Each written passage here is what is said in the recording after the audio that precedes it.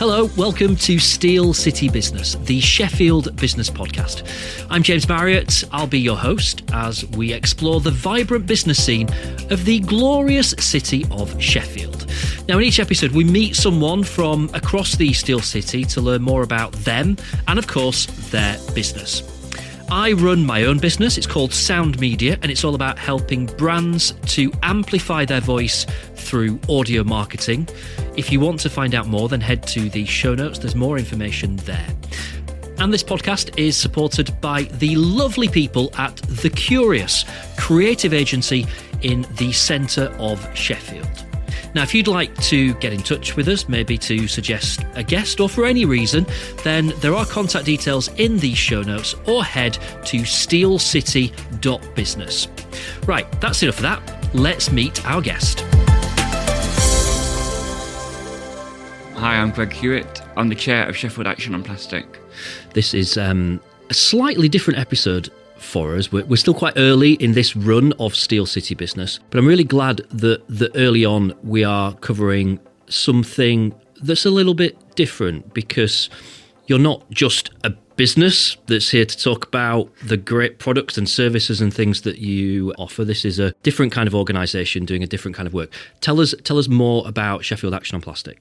Yeah, so basically, Sheffield Action on Plastic kind of came out of another existing group that I set up, which was called Plastic Free Sheffield Central, and that Plastic Free Sheffield Central was part of a wider charity called Surfers Against Sewage.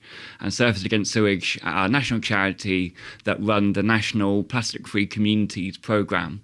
There's something like 600, 700 groups out there across the country who are working in their communities to reduce single-use plastics.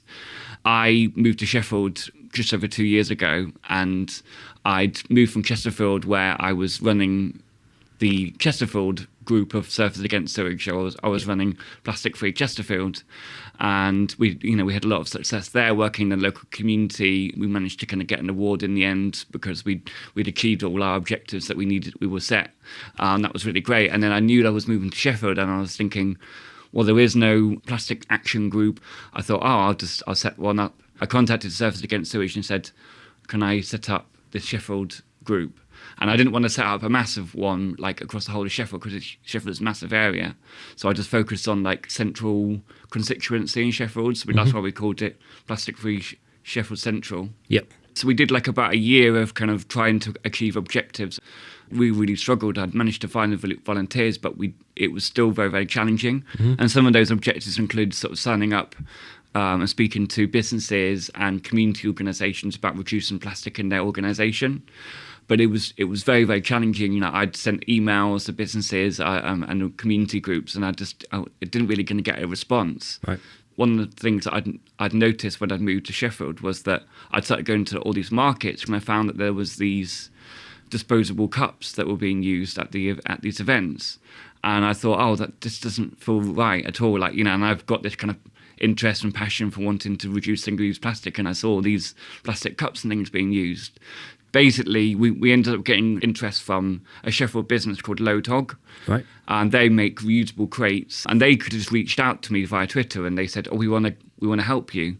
So we said, I've seen these disposable cups, and I wondered whether you'd be interested in helping to fund reusable cups. Brilliant. So we ended up getting the cups around March last year. We took them to Sheffield Market, but what we realised was that we were a subgroup of Surfers Against Sewage, so we weren't allowed to fundraise and keep the money for ourselves. So any money that we raised, we would have to give back to Surfers Against Sewage. Yep. And I was just thinking, well, how are we going to continue to make a difference in Sheffield then if we're always raising money for this external national charity? And the other thing was we went to Sheffield Market and we took these reusable cups to the market, and we wanted to do it on a deposit return scheme because that means that people are more likely to return the cups. But then we were only allowed to use cash because we didn't have a card reader, because we didn't have a bank account. We weren't allowed a bank account. So I was like, right, okay, we need to set up a new organisation then. So that was it. So then that was the sort of the formation of Sheffield Action on Plastic. we didn't want to use the word against plastic. We didn't want to, because I think the word against sort of is quite a negative term. Yeah. So we weren't like Sheffield against plastic or anything like that. So it's like we're doing positive action, like we're making a difference and stuff. And we always thought, right, this is going to be really great if we set up a brand new organisation, because it means that we're going to have a bank account, we can buy a card reader. So if we take these cups out again, we can have a card reader that's linked to a bank account. And it just means that we can apply for funding, and we can do so much more in the community with like our own separate organisation, really. Before we go any deeper into talking about Sheffield Action on Plastic, what about you? What made you passionate about this? When did you kind of decide that, you know what, doing something about single-use plastic is your calling? It was only until after I left university that I was looking for work experience. And my degree was in digital media, so I was looking for sort of work experience around kind of digital media. I'm from Southampton, and I was looking around that area. There's a city in Hampshire called Winchester, and there's this organisation called WINAC. I think it was Winchester Action on Climate Change, something like that. I think it was. They were looking for a web designer, so a web like a web developer, someone to kind of work with their website.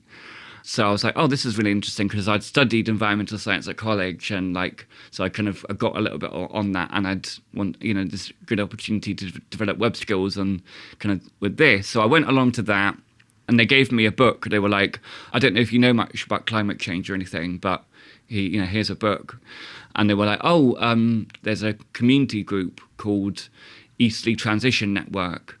And I was like, oh, what's this? And they were like, oh, I'd really recommend you have a look on the website, and they're doing a film screening like next week or something. So I'd recommend just coming along to that, finding out a little bit more. So I went along to this film screening, and the film screening was about the amount of plastic in the ocean. So it was all about the great garbage patch in the ocean. I was like, oh, wow, this is crazy. But then they kind of introduced the idea of the transition network, which was about getting together in your local community with people to take action on climate change, on these kind of issues. So that was kind of that was kind of what set me off, really. And I was like, wow, this is really interesting that, like, we don't have to like lobby politicians. We can just get together with local people in our community to take action on these kind of issues. Yeah. And that was really great. And so basically, I kind of joined the Eastleigh Transition Network. I even set up my own transition group. I didn't particularly focus on the issues of plastics at that time. It was more sort of just kind of general environmental awareness. Sure. That kind of spurred me off into all sorts of things. I joined transition groups. I moved to Southampton. I got involved in Transition in Southampton. I got involved in Southampton and Eastleigh Friends of the Earth. So I, all sort of spurred out into all sorts of different things. And then I moved to Nottingham, and then I heard about something called fracking. And so basically I ended up forming a group in Nottingham called Frack Free Nottinghamshire. And we were kind of campaigning about, against fracking, and we were kind of raising awareness in local communities. And then it got to sort of like 2018 where there was a moratorium on fracking. So I was thinking about, right, what can I do now that fracking is technically over? And it made me think, I was thinking one of the companies who wanted to be carrying out this fracking was a company called Ineos in order to create plastics. And I was thinking like, wow, this is crazy, because I'd learned all about plastics all these years ago and everything, and learn about the impacts of plastics. And so basically I was thinking, right, okay, maybe I can do something on plastics then, because I was like, well, this is crazy that companies want to kind of make more plastics. So I started looking into that, and I came across the Surfers Against Sewage Plastic Free Communities campaign. I thought, well, this is great. So just as I moved to Chesterfield, I was like, right, I'm going to sign up for this, because this is something I can now get involved in now that I'm no longer campaigning on fracking. What do you think in terms of, I guess I'm asking about sort of public consciousness of this issue?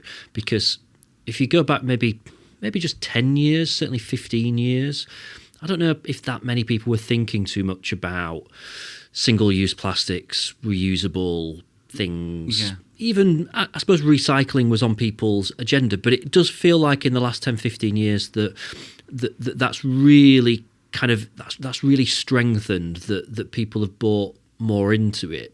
At the same time, I'm going to use the example of, bizarrely, vaping. We've seen disposable vapes come on the market, which is the opposite direction to reusable things. These things that not only are they thrown away, often you just see loads of them at the side of the road and stuff like that. So it's, there's arguments of kind of, 2 steps forwards, 1 step back, or whatever. What's your take on kind of public consciousness of the issues around, I guess, specifically plastic? Yeah, I mean, I think like over the years there has been a lot of interest. And was there a program like on tour, like, for a long, like about 30, 30 years ago or something called Go Wild or something, or but there was Chris Packham and I mean I kind of grew up kind of like watching like the Really Wild show and things and stuff like that, and you're bringing all the memories back, all these kind of things and stuff, and there was all of that interest, and the kids were really interested in kind of those issues around like the ecology and biodiversity and learning about animals and all the conservation and stuff like that. So there was all of that, but I think like as the years went on, I think like environmentalists started realizing that it really started becoming more of an urgency. And I think, and obviously like David Attenborough he'd been doing like programs like this for years and years, talking about kind of biodiversity conservation and love for wildlife and the natural planet and things. I do think like a big moment was like Blue Planet and Blue Planet 2, like because like David Attenborough was talking about the natural world and talking about the kind of the issues around decline and stuff. And because like David Attenborough kind of got himself a good name from all the programs they'd done before, like people were watching this on TV thinking, wow, actually like this is a really important issue and we need to do something about it. And it was only from Blue Planet 2, which was I think 2017 I think it was, where he talked about the issues of plastics in the oceans and things. It was like wow, like this is crazy. I mean, obviously, there had been issues in the past about plastics and stuff before, but it was only the Blue Planet 2 that kind of brought this to attention, because people were like, wow, this is crazy. He was really highlighting it. And actually now it is known that kind of that time in history is now known as the David Attenborough effect. Right, wow. So it's actually got a term like David Attenborough effect because it was that moment where like, people really kind of started to kind of gain interest. And I think as the years went on, I think like there was that combined with climate emergency as well, because David Attenborough produced more programs talking about kind of the climate emergency and talking about this kind of thing. So 2018, 2019, that's when really things started really kind of going off, really, because you started getting like Greta Thunberg talking about school strikes, and the movement, like the climate movement, really grew because I do think watershed moment, wasn't it? But I do think it was David Attenborough that kind of like kick-started everything, and that was national treasure. David Attenborough. And what about in Sheffield then? So what's kind of the reaction been? And I'm aware, obviously, this is a business podcast. We met at a business awards night, which is when we first got talking about it. And some people might think, okay, yeah, people doing their recycling and buying things that are reusable plastic rather than single-use plastic, fine. What's that got to do with business? In a city, for example, like there's thousands of businesses, and you have to think actually how many of those businesses are using packaging in their business. And obviously like that, or it's not just packaging. Obviously there's other kind of elements and stuff as well, but packaging was the main thing. And so that's kind of where the link is with the businesses, because this is what Surfers Against Sewage were offering. They were offering these plaques and these wooden plaques, which is really lovely, and these certificates for businesses for if they were able to reduce single-use plastics. So obviously businesses have a huge role to play in kind of reducing plastic. And this was one of the things that I did when I moved to Chesterfield. I was kind of started visiting different businesses in Chesterfield, kind of noticing what they were using, that kind of thing. So I would go into like a cafe, write down the kind of things that the businesses were using. For example, were they using paper straws? Were they using like plastic sauce sachets? Were they using plastic sugar sachets? Were they using like plastic bags? Were they using did they have plastic water bottles? So I kind of was going into sort of businesses, kind of almost like doing a bit of an audit and stuff with these businesses, kind of working it out. And I would talk to the businesses and say, oh, like if you took away plastic bags and just used paper bags, then you're already doing paper straws and you're already doing like sauces in glass jars or something, for example.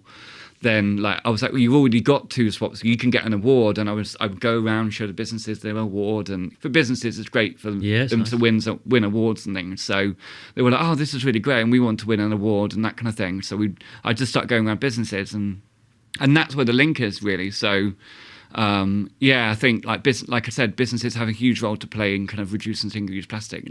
Everyone's got some kind of carbon footprint, and businesses can play their part really, and businesses play a huge role in the community. So if you can get a lot of businesses doing their bit to reduce single-use plastic, we're not saying about eliminating all single-use, like all plastics, but actually, like, you know, if it can do something, then then that's, you know, it makes a massive difference. Has to be. How many businesses are there out there, and if all of them are reducing plastics, it's going to have an impact.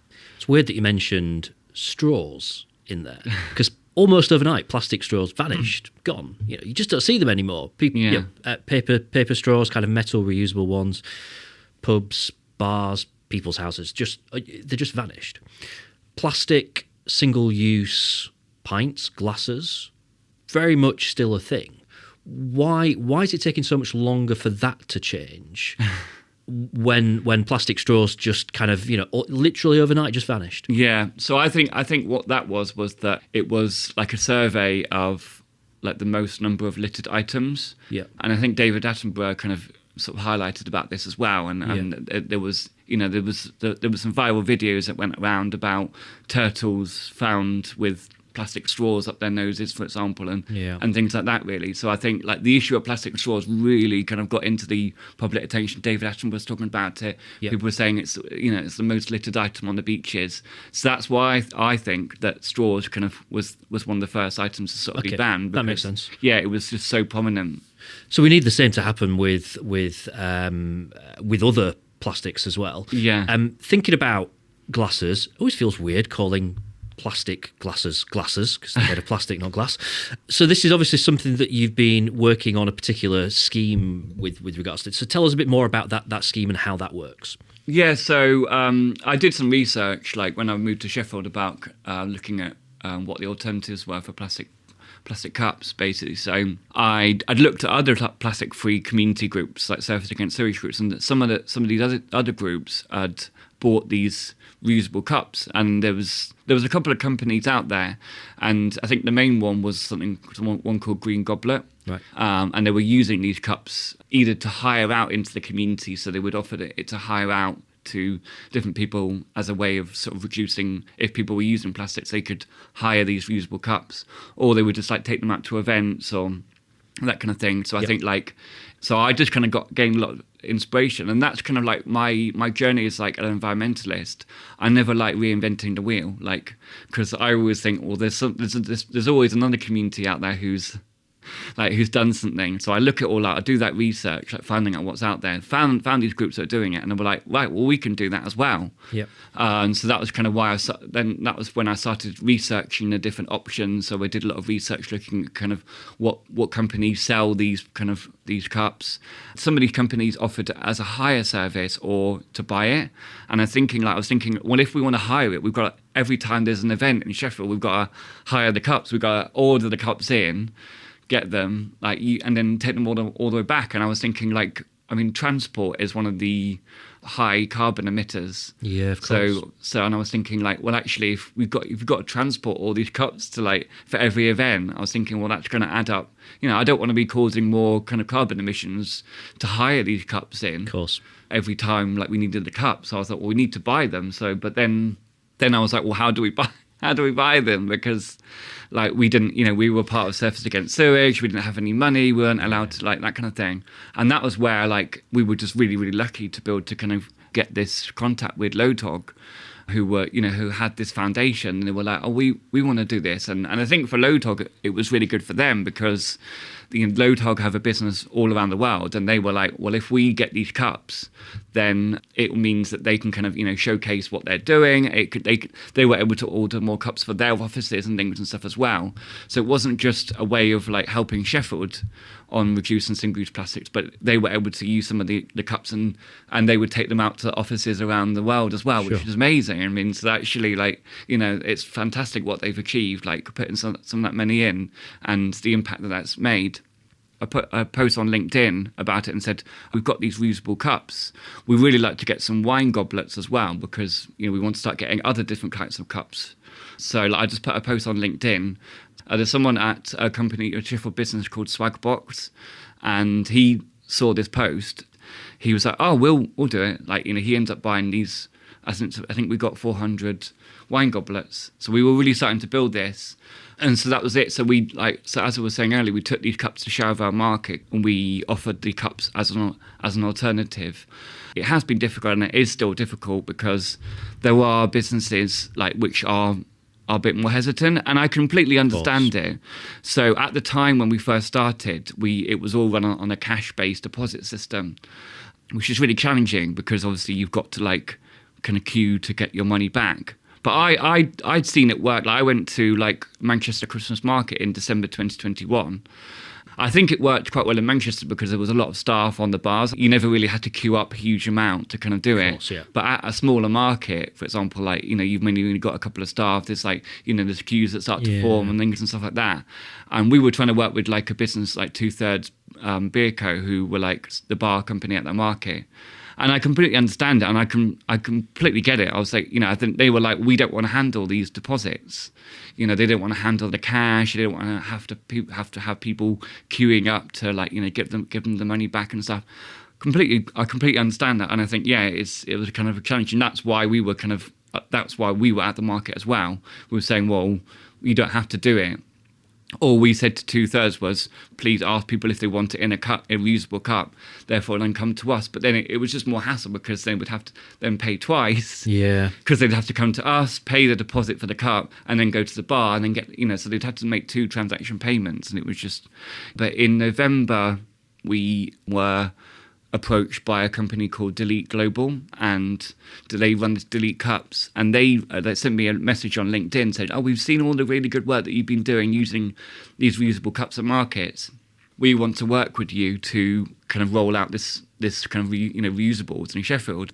They basically said that they'd been working on this technology that enabled a deposit return system to be implemented without the need for cash deposits and the need for queuing, stuff like that. It all works on a card transaction. And I just thought, wow, this is revolutionary. This is amazing.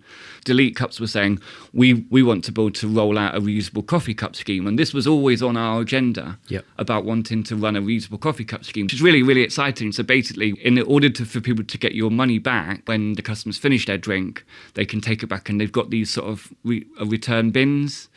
It scans the cups, so these cups have got RFID chips in. Bro. So when they're making a drink, they scan the cup, they check the cup out. When they put the cup into the bin, it checks the cup back in, which then triggers the refund to be made. Clever. And obviously, this doesn't just have to work with coffee cups. This can work with pint cups and everything as well.